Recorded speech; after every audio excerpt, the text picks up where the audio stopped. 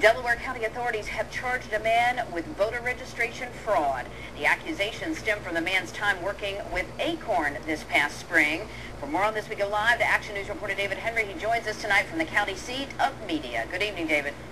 Good evening, Monica. This is an ongoing investigation, but at this point it appears to be a case of very limited voter fraud. A single individual, one man, acting alone, accused of altering the registration information of 18 individuals and simply making up another 22 names just to collect a paycheck from ACORN.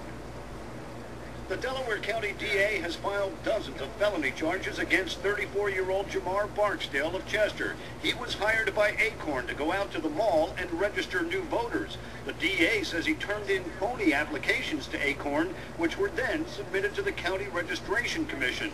The DA says the head of that office discovered the discrepancies. And the deception was handing in to a supervisor fraudulent voter applications in exchange for money.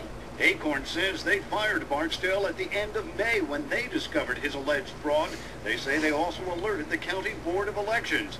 The DA says the investigation was initiated by his detectives. The questions as to how ACORN operates, its internal business procedures, that's not a matter that's being investigated by the Office of the District Attorney. ACORN has been under fire nationally by the Republican Party for allegedly cutting corners to swell the registration rolls with Democrats. The Republican DA of Delaware County says only that ACORN is cooperating with his investigation. But why bring charges now, just 2 weeks before the election, when detectives have been on the case since July? Green says they had to wait for handwriting analysis that was submitted just 5 days ago.